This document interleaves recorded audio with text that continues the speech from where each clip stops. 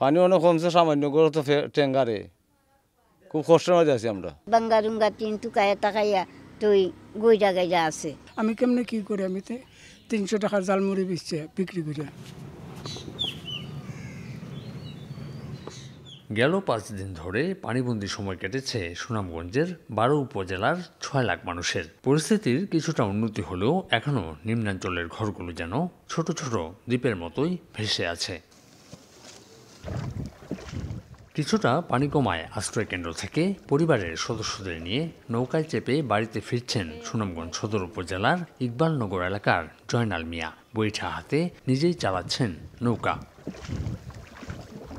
ঘরে মালামাল ঢুকছে একের পর এক, কিন্তু বসবাসের উপযোগী নয় কক্ষগুলো। পরিবারে শিশু সদস্য থাকায় দুশ্চিন্তা আরও বেশি। পানি অনেক কমছে, সামান্য করে তো ট্যাঙ্গারে খুব কষ্টের মধ্যে আছি আমরা। তো বলে বাক্কা ফসা দরকার না, তো খামরুজিও নাই। পূর্ব ইব্রাহিমপুরের মাঠের বাড়ি এলাকার দিনমজুর ফারুক মিয়াও ফিরেছেন নিজের ঘরে। মাটির তৈরি বেড়া ভেঙে চৌচির পানির তোড়ে নষ্ট হয়ে যাওয়া মেঝে ঠিক করছেন তিনি। কেবল মেঝে নয়, পানিতে তলিয়ে থাকায় ভেঙে গেছে মাটির চুলা। দিনে 400 টাকা রোজগারের সামর্থ্য নিয়ে ঘর ঠিক করা এখন দুরূহ ব্যাপার এই পরিবারটির কাছে। খেয়ে না খেয়ে কাটছে তাদের জীবন। নগদের কাছে সব গ্রাহকই প্রিয়, তাই তো সারা দেশে ক্যাশ আউট চার্জ সবচেয়ে কম। 5,000 টাকা হইলে তো আমার জন্য একটা পাহাড়, অথবা এর উপরে যদি যা 10,000 টাকা যায় তো আমার জন্য আরও বড় পাহাড়। আমি কেমনে কি করি, আমি 300 টাকার জালমুড়ি বিক্রি করি।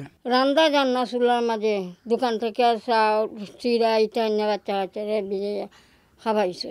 রোকেয়া বেগম থাকেন ইকবালনগরে। স্বামী হারাই বৃদ্ধার মাথা গোজার ঠাই রিকশা চালক ছেলের কাঁচা ঘরে। 2022-এর বন্যায় একটি ঘর ভিটে সহ ভেসে গেছে। আগের ক্ষতি কাটিয়ে ওঠার আগেই আবারও বানের মুখে পরিবারটি। ওই যে বন্যায় নষ্ট হয়েছিল এখনো গড়তে পারতেছি না। কোনো বাদি তালি তুলি দিয়েছিল, এটা ওই বাঙ্গারুঙ্গা তিন টুকায় তাকাইয়া তুই গইডা গাইডা আছে। রোকেয়া বেগমের মতো এমন কষ্টের দিন কাটছে সুনামগঞ্জের অনেক বানভাসী পরিবারের, যাদের একের পর এক বন্যায় ভেঙেছে ঘর, যেটি গড়তে সময় লাগবে আরও অনেক দিন। এই মুহূর্তে তাদের একমাত্র প্রত্যাশা সরকারের সহযোগিতা। ঘর যেগুলো ভেঙে গেছে নতুনভাবে আবার তাদের পুনর্নির্মাণ করতে হবে, সে ব্যাপারে সরকার কিন্তু আন্তরিক। এবং ইতিমধ্যে ডিসি সাহেব এবং আমরা জেলা পরিষদ অলরেডি সরকারের উচ্চ মহলে সেটা জানিয়েছি। সহযোগিতার আশ্বাস বাস্তবায়ন হলে স্বাভাবিক জীবনে ফেরার উপায় হবে নিম্ন আয়ের পরিবারগুলোর। আমিনুল ইসলাম, সময় সংবাদ, সুনামগঞ্জ।